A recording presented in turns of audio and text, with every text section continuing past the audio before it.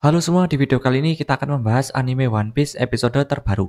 One Piece episode terbaru ini akan melanjutkan cerita episode sebelumnya. Di episode sebelumnya kita sudah melihat hal yang menarik. Dan di episode terbaru ini, ceritanya juga tidak kalah menariknya. Tapi sebelum masuk ke alur ceritanya, buat kalian yang ingin beli kaos anime One Piece, bisa cek ranjang pojok bawah, ada berbagai macam model dan ukuran. Kualitas bahannya juga oke, jadi langsung saja di check out sekarang sebelum kehabisan. Oke, sekarang kita masuk ke alur ceritanya. Setelah mereka semua sudah berhasil aman mendarat di tanah, mereka dengan sigap langsung mengevakuasi Vegapunk yang terlihat berlumuran darah. Di samping itu juga dari kejauhan munculnya Luffy dengan mode Gear 5 membuat aktifnya kembali robot kuno yang terlihat dari sinar matanya. Saat Bonnie ingin mengevakuasi Vegapunk, Vegapunk memberitahu Bonnie bahwa yang selama ini dia impikan bersama dengan ayahnya sudah berada di depan matanya. Bonnie mengingat apa yang dikatakan oleh ayahnya, bahwa dia akan muncul tertawa dan menari pada irama. Vegapunk berkata kepada Bonnie, "Jadi kau sama sekali tak sadar Bonnie. Akhirnya aku juga bisa melihat dengan mata kepalaku sendiri. Itulah Monkey D. Luffy yang diincarku selama ini. Dialah sang dewa matahari nikah." Bonnie berlinang air mata saat melihat Luffy yang seorang nikah berada di depan matanya yang menari kegirangan. Kuma benar. Buster Call tak akan berpengaruh apapun. Orang-orang di seluruh dunia sudah berharap akan kembalinya dia selama ratusan tahun. Lanjut menuju ke pantai utara di Pulau Egghead. Di sana terdapat kapal bajak laut yang sangat besar akan merapat ke Pulau Egghead. Para prajurit yang menyergap pantai tersebut benar-benar panik melihat kapal besar itu. Mereka berkata, "Ini adalah laporan di pantai utara pulau. Sebuah kapal besar datang mendekat." Tak salah lagi, tapi harusnya mereka sudah bubar lebih dari 100 tahun yang lalu. Mereka menuju ke arah kita. Tembak semuanya. Kenapa raksasa ada di sini? Dory dan juga Brogy muncul dan mengamuk membantai kapal dari para marinir. Dia berkata beraninya mereka bertanya, "Kenapa kita di sini, Dory? Dunia ini ada beberapa hal yang tak bisa dihindari, Brogy. Kami datang untuk menemuimu, Mugiwara."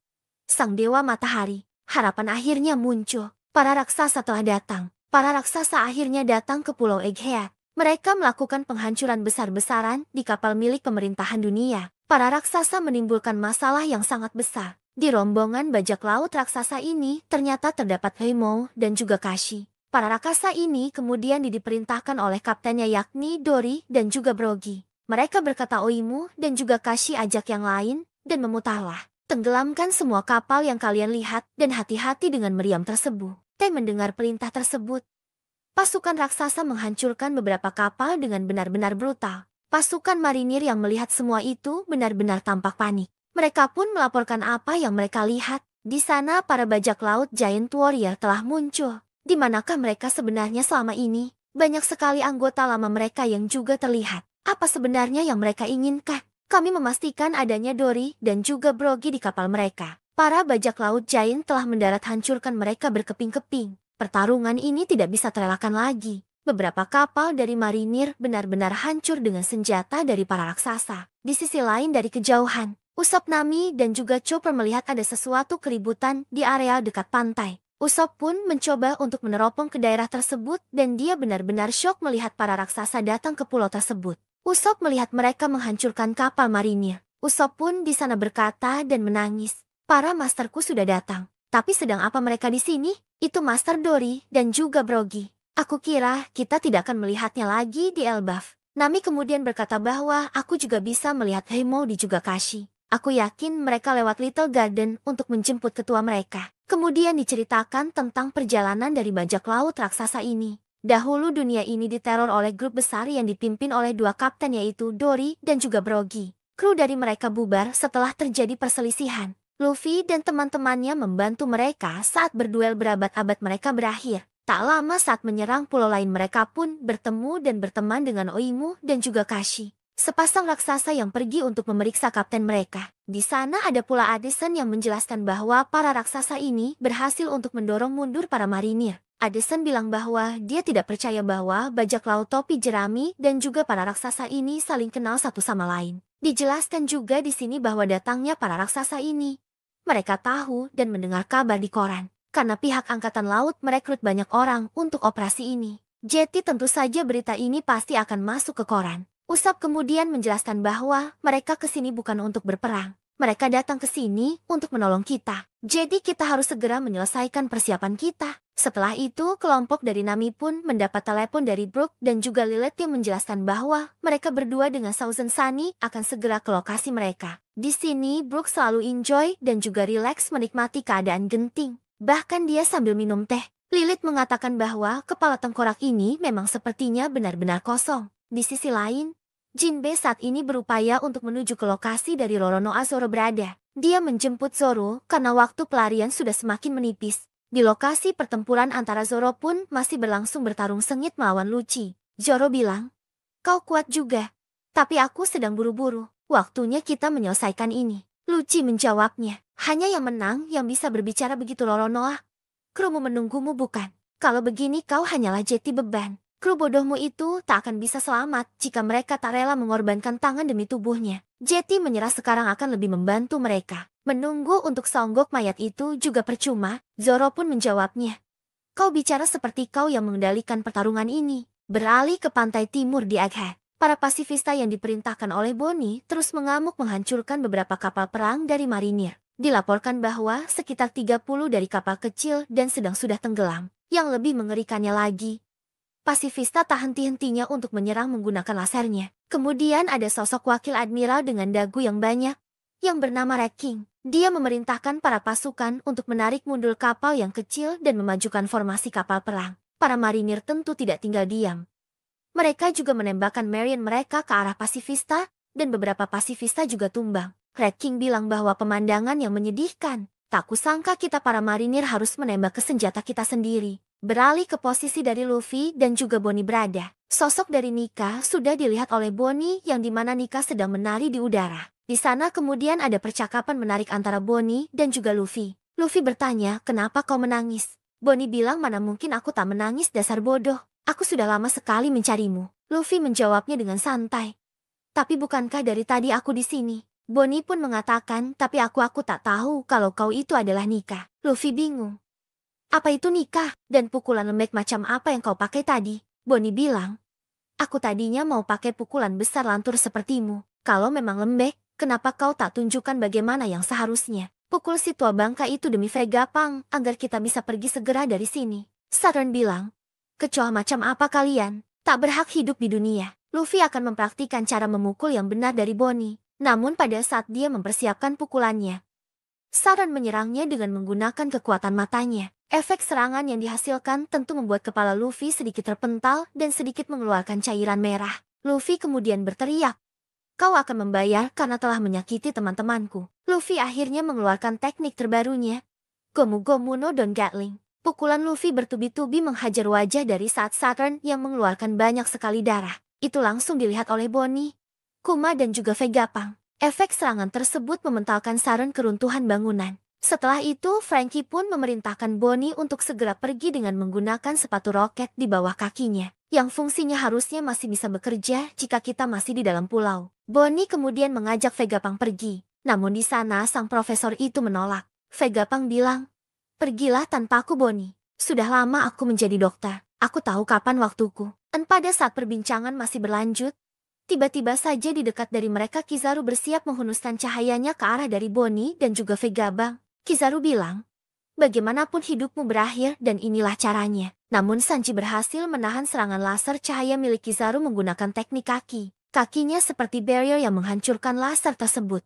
Kizaru dan juga Franky benar-benar terkejut melihat pertahanan kaki dari Sanji. Sanji berkata, "Cinta bersinar lebih terang dari cahaya." Kizaru pun meresponnya jika itu benar mereka harus membuang semua buku fisika dan tulisan dari awal. Bonnie, Franky, Atlas, dan juga Kuma langsung bergegas keluar dari arena pertempuran tersebut meninggalkan Vegapunk. Kizaru bilang, "Sekarang aku dalam masalah besar. Mereka pasti berharap aku setidaknya membawa kepalamu setelah semua ini." Sanji menjawabnya, "Kau sebaiknya mulai pikirkan surat permintaan maaf kalau begitu." Beralih lagi ke kondisi dari Saturn yang mencoba kembali berdiri dari reruntuhan. Namun tiba-tiba ada seseorang yang mencoba untuk mendekatinya. Ternyata sosok tersebut adalah dua anggota dari kru bajak laut Kurohige yang sedang mendekati Saturn. The Supersonic Fan Ogre dan pemburu bulan sabit Katarina Devon. Devon bilang, "Tak setiap hari kulihat salah satu Gorosei terkapar di tanah. Wah, lihat dirimu. Kekuatan lezat macam apa yang kau punya?" Tak kusangka seorang Gorosei akan turun dan menemui kami. Itu belum pernah terjadi sebelumnya. Tapi itu membuat pekerjaan kami jauh jadi lebih mudah. Devon pun kemudian menyentuh kaki Sharon dan berkata, "Misi selesai." Sharon bertanya kepada mereka, "Ada urusan apa kalian ke sini?" Katarina Devon, "Aku terkejut seorang burunan level 6 September Timu memilih hidup sebagai seorang anak buah." Devon berkata, "Teach itu spesial." Sharon pun bilang, "Maksudmu garis keturunannya ya?" Devon berkata, "Jadi kau sudah tahu." Sharon kembali bertanya, "Apa yang kau rencanakan dan incar kali ini? Apa yang menjadi tujuan dari kalian?" Ogre berkata, "Dunia." Sharon langsung dengan marah menyerang Devon. Namun serangan tersebut mampu diantisipasi oleh Ogre yang menggunakan kemampuan dari buah iblisnya. Dan setelah hal tersebut, mereka berdua meninggalkan tempat tersebut begitu saja. Devon dan juga Ogre sudah berteleportasi ke tempat lain dan berupaya untuk meninggalkan Egghead. Sesaat sebelum dua orang anggota bajak laut Kurohige ini meninggalkan Egghead, ada seseorang yang berusaha untuk mengikuti mereka. Dan ternyata orang tersebut adalah Karibou. Dia berkata, "Aku mohon tunggu sebentar Suer Sonic Van Ogre dan Moon Hunter Katarina Devon. Aku menyangka kita akan bertemu di tempat seperti ini. Aku juga banyak laut sepertimu. Namaku adalah Karibou. Aku sudah lama sekali mencari kalian. Maksudku sudah benar-benar sangat lama. Aku selalu bermimpi menjadi anak buah dari bajak laut Black Bear. Ini adalah mimpiku seumur hidup. Jadi tolong ajak aku bertemu dengannya." Diperlihatkan beberapa kapal dari marinir satu persatu tenggelam karena ulah dari tembakan pasifista. Di dekat sana, di sebuah hutan ada Ogre dan juga Devon yang berencana untuk meninggalkan tempat tersebut. Setelah misi dari mereka tercapai untuk menyenuh tubuh dari Saint Saturn. Namun di belakang mereka tiba-tiba ada Karibou yang meminta pertolongan mereka untuk membawanya pergi dari pulau tersebut dan ingin bertemu dengan sosok Kurohige. Disinilah ada beberapa percakapan dari mereka. Dimulai dari Karibou yang berkata, "Kumohon tunggulah sebentar." Devon dan juga Ogre mempertanyakan pernyataan dari Karibou tersebut. "Siapa dia sebenarnya? Kau mungkin seorang banak laut. Tapi ini adalah pulau milik pemerintah. Dan ada banyak orang yang mengincar nyawa kapten kami." Karibou kembali meyakinkan dua anggota bajak laut Teach ini agar tetap mengajaknya keluar dari sana. Dia bilang, "Kau salah paham. Kumohon percayalah padaku. Jika kalian menghabisi nyawaku di sini, Kapten Teach juga akan menghabisi nyawa kalian." Lalu Ogre bertanya, apa alasan dari Karibou ingin bertemu dengan kaptennya? Karibou pun menjawabnya, "Karena aku punya informasi yang sangat berharga. Informasi yang sangat sulit untuk didapatkan. Informasinya adalah tentang senjata kuno yang memiliki nama para dewa. Pertama adalah kekuatan aneh Putri Shirahoshi dari Pulau Manusia Ikan yang dikenal sebagai Poseidon. Kemudian Pluton yang berada di dasar Wano. Di dunia ini, orang-orang yang mengetahui keberadaan kedua hal itu hanyalah topi jerami dan juga tentunya aku. Jika kalian membawaku ke kapten kalian, aku akan menyerahkan informasi itu secara cuma-cuma. Aku yakin dia akan senang. Jadi bawa aku bersama kalian. Aku tahu aku akan bisa berguna saat ini." Setelah mendengar ocehan dari Karibou ini, mereka berdua pun tampaknya berpikir, namun belum menentukan keputusan apakah akan mengajak si lumpur ini pergi bersama dengan mereka. Kemudian kita lanjut ke dalam pertempuran di Pulau Egghead. Marinir masih berupaya untuk menembakkan mari mereka ke arah dari pulau untuk memastikan bahwa pulau itu benar-benar akan hancur. Namun tak semudah yang dibayangkan. Beberapa dari robot buatan Vegapunk berjenis pasifista Mach ketiga benar-benar menjadi lawan yang berat bagi mereka. Gelembung pertahanan atau yang sebut sebagai Babel Shield membalikan tembakan meriam yang justru mengarah ke kapal dari mereka sendiri. Itu pun menyebabkan kerugian besar dari para marinir ini. Mereka di sana berteriak, "Menjauh dari pantai. Kita harus berhenti menembaki pasifista." Perisai gelembung itu, aku tak pernah menduga kita akan mempelajari tentang kekuatan senjata ilmu pengetahuan dengan cara seperti ini. Secara membabi buta pasifista merusak segala fasilitas dari pemerintahan dunia berkat perintah otoritas dari Boni. Kemudian setelah itu, ada beberapa wakil laksaman yang mencoba memberikan perintah kepada bawahannya. Di sini wakil laksamana Bluegrass berkata, "Ini benar-benar menyebalkan. Kita sendiri yang akan rugi jika kita menghancurkan senjata tersebut." Dilanjutkan dengan wakil laksamana Hound. "Ini mungkin belum pernah terjadi. Tapi apakah bisa jika kita menghentikan Basterkalnya untuk saat ini?" Kemudian ada juga wakil laksamana bernama Guillotine yang berkata, "Vegapunk sendiri kan yang telah memberikan chip otoritas untuk memerintah pasifista kepada pajak laut itu kan. Jadi kita tidak mungkin bisa menghentikannya." Sadar bahwa semua ini adalah ulah dari pasifista, yang dimana itu diperintahkan langsung oleh otoritas utamanya yaitu Boni. Maka dari itulah salah satu wakil admiral yakni Doberman menginstruksikan kepada rekan-rekannya setelah ini tidak diragukan lagi kalau dia adalah seorang pengkhianat. Fokus kita sekarang untuk mengembalikan pasifista ke pihak kita kembali. Itu berarti kita harus menyingkirkan Bonnie. Seluruh wakil laksama yang ada, segera tinggalkan pos kalian dan pergi memburunya sekarang juga. Rute pelariannya saat ini dari pusat Fabrio Face akan membawanya ke pantai timur laut. Kita harus melenyapkannya secepat mungkin. Kemudian di sisi lain, ada juga wakil laksamana yang bertugas untuk menangkap aliansi Luffy, seperti Frankie dan juga Bonnie. Wakil laksamana ini bernama Tosa. Dia berkata, "Baik, dimengerti. Di sini Tosa.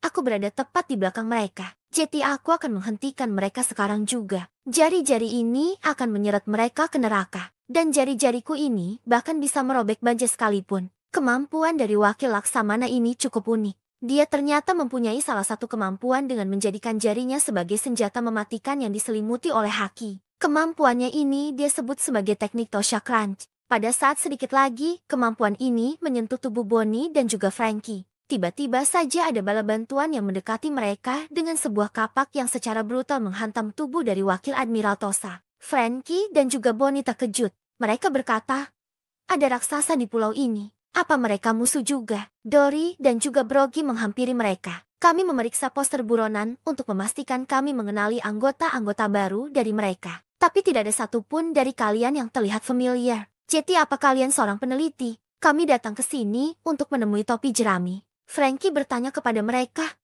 "Untuk apa?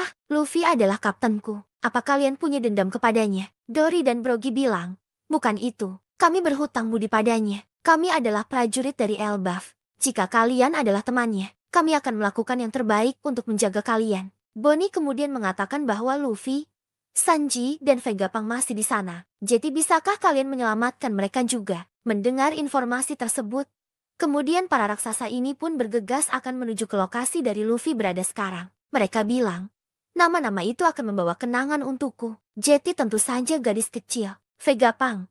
Jetty dia orang yang dibicarakan oleh peneliti itu kan, atau Dory dan juga Brogy kemudian memerintahkan krunya untuk segera mengamankan Bonnie dan juga yang lainnya ke kapal mereka. Di sini ada perkataan dari Frankie yang cukup unik. Dia berkata, "Apa mereka ini master yang selalu dibicarakan oleh Usopp?" Kemudian di tempat lain, ada juga beberapa wakil admiral yang diperlihatkan, seperti wakil Laksamana Urban, wakil Laksmana Pempsky, dan wakil Laksmana Bluegrass dan juga Dal. Mereka bilang bahwa koneksi dari telepon mereka telah diputus. Jetty ini adalah ulah dari para raksasa. Mereka semua pun akan menyerang dari laut.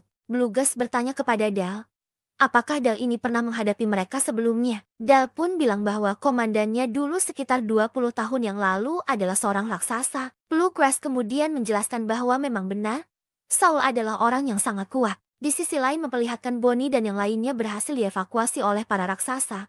Dan kali ini mereka akan menuju laboratorium di atas awan, berpindah menuju ke medan pertempuran di mana saat ini terdapat Luffy, Sanji, Vegapunk dan juga Saran. Luffy di sana mengkhawatirkan Vegapunk. Luffy bilang, "Kau tidak bisa bergerak. Jadi kalau begitu, bagaimana caranya kami akan menyelamatkanmu?" Vegapunk kemudian menjawabnya, "Jika kau mencoba memindahkanku, aku akan mati karena pendarahan yang sangat dalam. Aku sudah menerima takdirku dan beberapa hal harus aku lakukan di sini. Jadi aku harap sistem komando Bonnie tetap menjadi rahasia sampai dia sedikit lebih tua. Dia akan menjadi incaran angkatan laut di sisa hidupnya. Jadi ku mohon tolong jaga dia baik-baik." Situasi semakin mengerikan, di mana Saturnus terlihat bangkit dari reruntuhan. Wujud darinya pun berubah dengan saat ini masuk ke dalam mode sempurna dari kemampuan buah iblisnya. Sanji kemudian menyalakan rokoknya dan mulai menyala-nyala. Kelihatannya dia sudah berhenti mencoba untuk terlihat seperti layaknya manusia. Tatapan matanya yang aneh dan sepertinya seluruh tubuhnya dilapisi oleh racun. Pertarungan pun dimulai. Secara tiba-tiba saja, Saran mengamuk mengeluarkan kemampuan kakinya yang seperti tentakel menjulur kemana-mana hingga menyebabkan area yang berada di dekatnya hancur dengan menargetkan Luffy, Sanji dan juga Vegapunk. Mereka berhasil menghindari serangan tersebut. Vegapunk terus berisik dengan mengatakan, "Biarkan saja tubuhku di sini dan pergilah dari tempat ini sekarang juga." Namun Sanji bersikeras untuk membawanya kabur. Saat mereka berusaha untuk keluar dari pertempuran, sang cahaya marinir Kizaru berhasil untuk mengenai Sanji. Itu pun menyebabkan tubuh dari Vegapunk terlepas dari genggaman Sanji. Cahaya Kizaru berhasil menembus tubuh dari Dr. Vegapunk. Luffy ternyata melihat kejadian tersebut. Dia berteriak, "Paman Kepala Apel!" Luffy menginstruksikan ke Sanji untuk segera membawa Vegapunk pergi jauh-jauh dari area tersebut.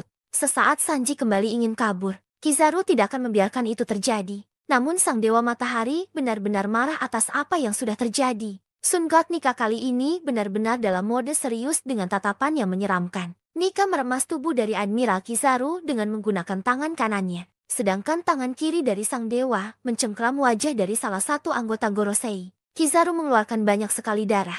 Nika menatap Saturn dan berkata, "Untuk kalian berdua, apa kalian sadar? Tidak mungkin aku akan membiarkan kalian pergi begitu saja kan?" Lalu Panglicord sedang melakukan komunikasi visual dengan menampilkan wajah dari Vegapunk di layar monitor. Cerita berlanjut dengan pidato dari Vegapunk kepada dunia. "Perhatian dunia. Halo semuanya, ini adalah Dr. Vegapunk, ilmuwan jenius terhebat di dunia. Aku yakin pesan ini akan mengejutkan kalian semua, tapi tolong dengarkan aku. Apa yang akan aku beritahu kepada kalian adalah kebenaran tentang dunia kita." Di Pulau Egghead, Vegapunk mencoba melakukan siaran melalui Panglicord yang dia miliki untuk memberikan informasi kepada semua orang tentang kebenaran dari dunia ini. Di sana terdapat layar yang akan memberikan penjelasan ke semua orang dengan Vegapunk dan Shaka yang ada di layar monitor tersebut. Shaka dan Vegapunk mulai membicarakan sesuatu. "Stella, apakah ini baik? Meskipun jika kau mengatur siaran ini untuk langsung dimulai, ini mungkin tidak akan berhasil." Vegapunk bertanya, "Apa maksudmu, Saka?" Saka bilang, "Kita tidak bisa memperkirakan ada berapa banyak orang yang bisa menerima pesan ini. Kau paham tentang informasi. Para agensi selalu menyebarkan berita setelah mereka menerimanya. Jadi kata-katamu akan tersebar ke penjuru dunia pada hari berikutnya." Vegapunk meresponnya, "Menurutmu begitu? Tapi bagaimana jika ada seseorang yang memotong atau menyensor pesan kita? Kita bisa menggunakan jalur komunikasi angkatan laut. Itu akan membuat kita bisa memaksa menyiarkan hal ini ke seluruh penjuru dunia dengan kekuatan sinyal yang sangat kuat." Saka kemudian paham apa yang sudah dikatakan oleh Vegapunk. Dia bilang, "Itu juga akan membuat siapapun yang memiliki dandan musi untuk menerima pesan suara pertama kita kali ini. Namun mereka masih butuh waktu untuk mempersiapkan dandan musi visual mereka. Waktu orang-orang untuk mempersiapkan itu mungkin bervariasi. Ayo kita buat jarak waktu 1 jam. Vegapunk kemudian bingung. 1 jam? Itu terlalu lama. Tidakkah kau sadar apa yang akan terjadi pada saat itu? Ada orang-orang yang tidak akan senang saat kita memulai siaran ini. Mereka mungkin akan mencari cara untuk memutuskan koneksinya sebelum kita selesai." Saka bilang, "Itu benar juga. Kalau begitu mari kita buat waktu persiapannya menjadi 10 menit saja. Untuk orang-orang di seluruh penjuru dunia mempersiapkan segala sesuatunya." Akhirnya semua orang pun mulai mendengarkan percakapan mereka melalui sinyal Vegapunk. Para marinir di sana panik. Mereka bilang, "Apa ini? Dari mana asalnya siaran ini? Segera putuskan koneksinya." Sementara itu, Luffy masih memegang Saturn dan juga Kizaru dalam genggaman tangannya. Mereka juga mendengarkan suara siaran Vegapunk tersebut. Saturn berbicara di dalam hatinya. "Apa yang sebenarnya ingin kau katakan, Vegapunk?" Di sisi yang lainnya, Nami, Chopper dan Usopp juga terheran-heran dari mana asalnya suara ini. Dan apa sebenarnya yang terjadi? Para raksasa juga terus menyerang anggota marinir saat pidato tersebut diperdengarkan. Beralih ke markas besar dari pemerintahan dunia, tepatnya di Marijoa. Di sana sudah ada perbincangan antara Gorosei. Mereka berkata, "Apa maksudnya ini, Saturn? Apa kau sudah mengurus Vegapunk dan siaran apakah ini?" Saturn kemudian bilang, "Kizaru sudah melakukannya. Aku melihatnya sendiri. Jadi dia seharusnya sudah mati."